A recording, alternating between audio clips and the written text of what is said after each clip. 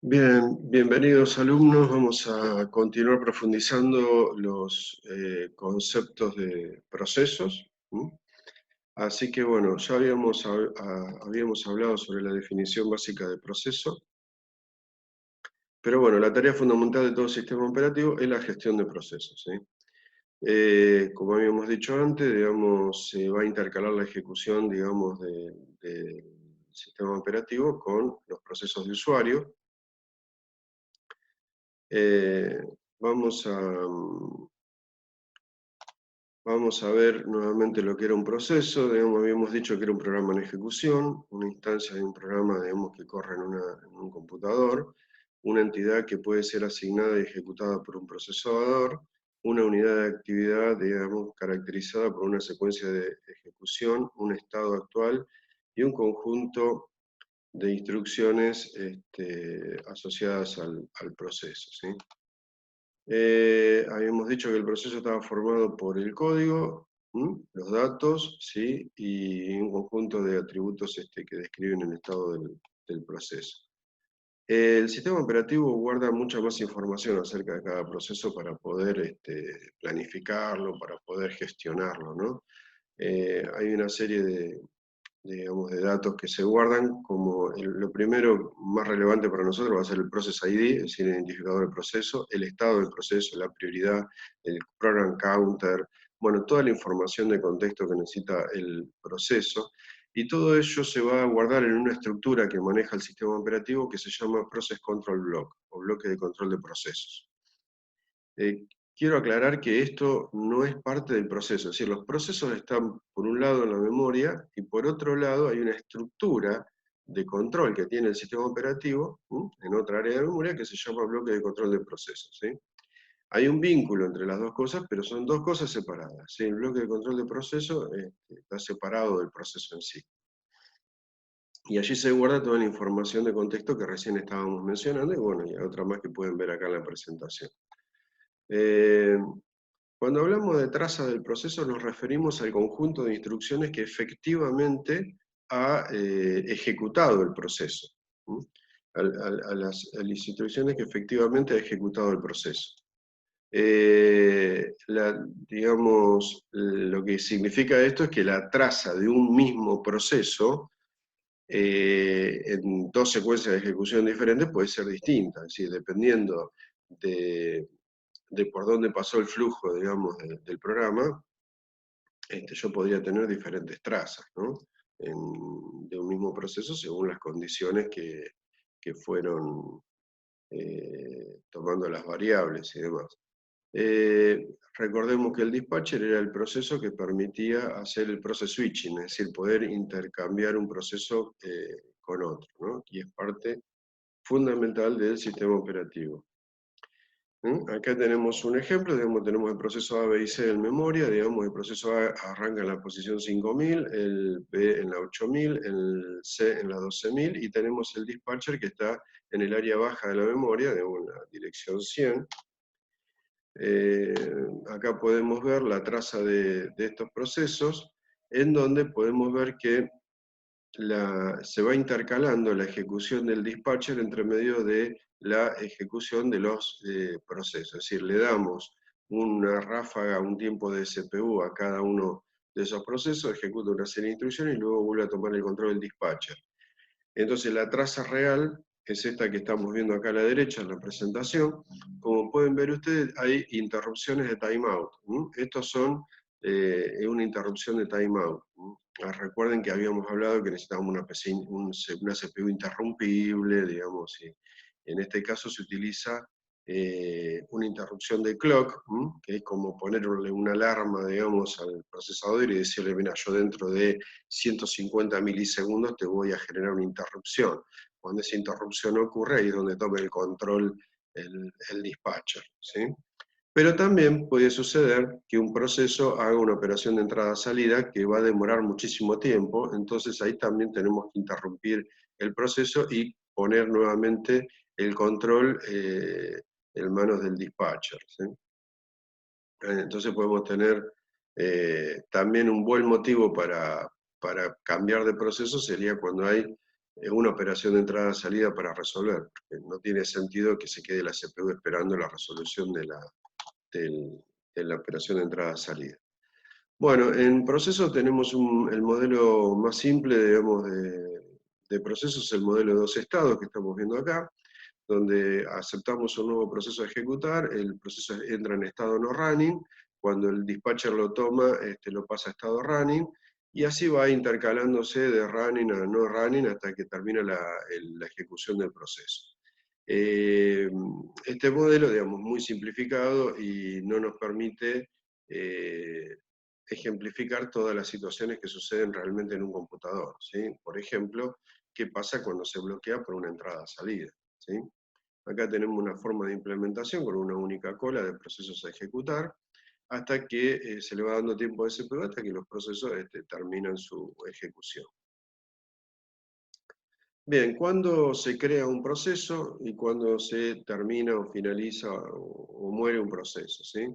La creación de proceso es cuando se crea un job, por un login interactivo, por un servicio provisto por el sistema operativo o porque un proceso decidió crear a otro proceso. ¿Sí? Después lo vamos a ver que un proceso de usuario también puede crear otro proceso. ¿Sí?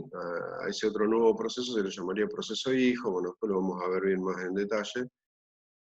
Pero bueno, esas son las razones por las cuales se pueden crear un proceso. Una de las razones por las cuales se puede terminar un proceso es porque finalizó normalmente la ejecución del proceso, porque no hay memoria disponible, porque hubo un fallo de protección de memoria o por una intervención del sistema operativo.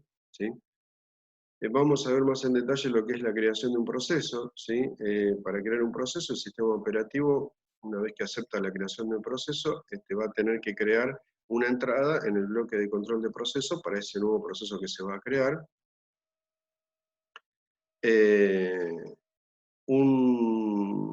Digamos, es necesaria, digamos, la posibilidad de creación de procesos porque si no, digamos, no habría manera de agregar nuevos procesos a ejecutar al sistema. La acción también se denomina process spawning, ¿sí?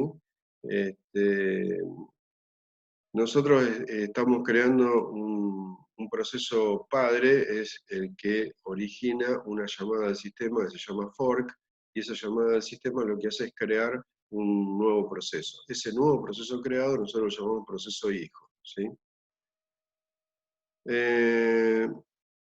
Para finalizar un proceso, va a haber información también que se va a dejar de ese proceso finalizado, es decir, un proceso cuando finaliza nos tiene que dejar datos acerca de cómo fue la ejecución, de cómo fue su finalización, y esa información está disponible también para que el proceso padre lo pueda recuperar y saber. Bueno, acá tenemos el modelo de 5 estados de procesos, que es un modelo un poco más, digamos, un poco más real acerca de lo que, o se aproxima un poco más a la realidad del sistema operativo, que es un modelo más complejo que el de 2 estados. ¿Se acuerdan que anteriormente era running o no running? Ahora tenemos la posibilidad del bloqueado, ¿sí? Entonces, creamos un nuevo proceso, comienza como running, cuando el dispatcher lo selecciona lo va a pasar a running, cuando si termina la ejecución del proceso terminaría en estado finalizado, y de running puede pasar a ready, así muchas veces, hasta que en algún momento el proceso, por ejemplo, puede ser una operación de entrada-salida. Cuando hace una operación de entrada-salida va a pasar a un estado bloqueado y va a quedar a la espera de que se resuelva esa operación de entrada-salida. Cuando esa operación de entrada-salida se resuelve, vuelve nuevamente a la cola de ready. ¿Sí? Acá vemos una posible implementación con una única cola de procesos listos o ready y una única cola de procesos bloqueados. ¿Sí? Pero también podemos implementarlo de esta otra forma, encolando, digamos, los procesos en cada una de las colas correspondientes a los diferentes dispositivos de entrada-salida, para luego pasarlos a la cola ready, ¿no?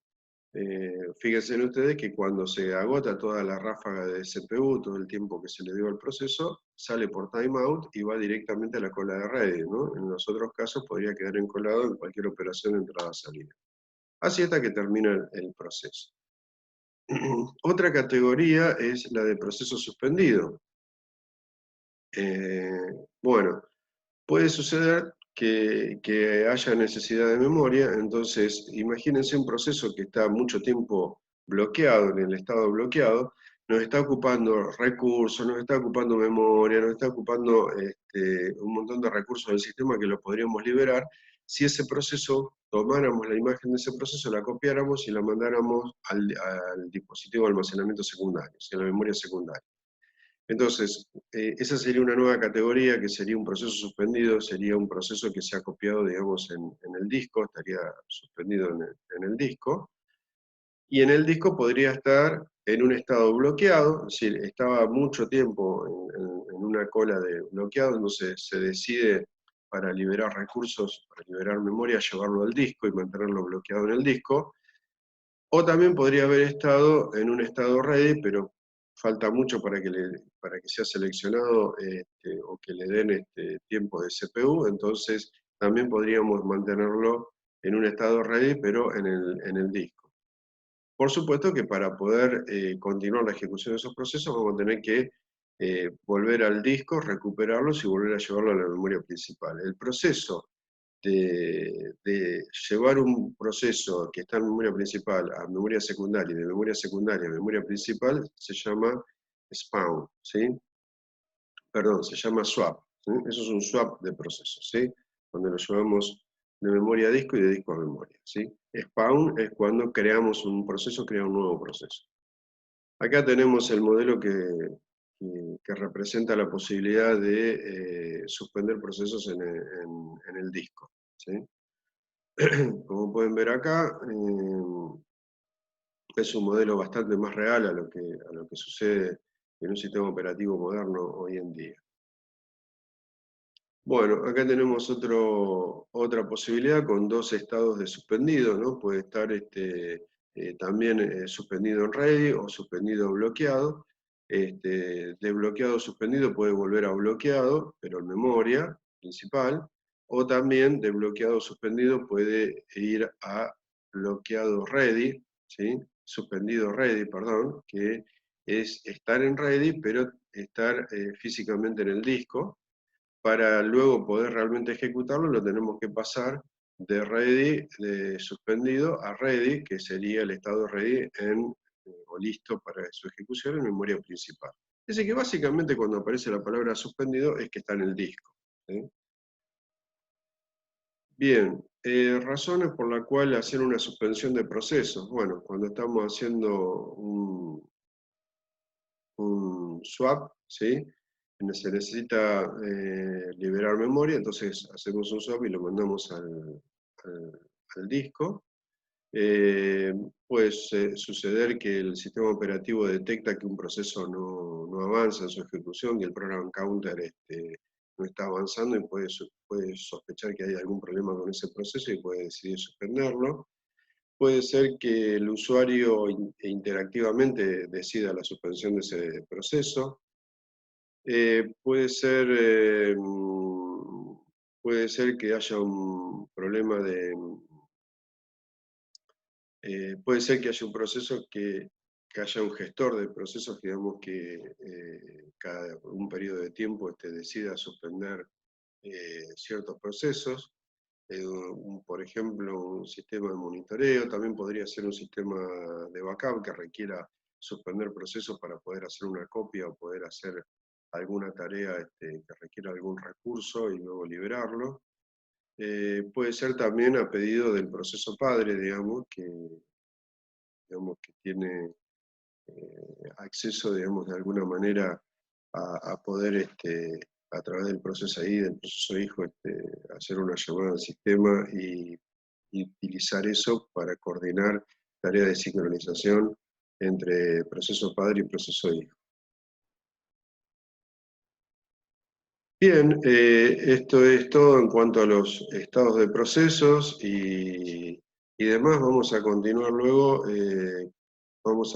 luego con otras tareas que tienen que ver, otros temas que tienen que ver con el tema de procesos que vamos a poner en los próximos videos. Muchísimas gracias.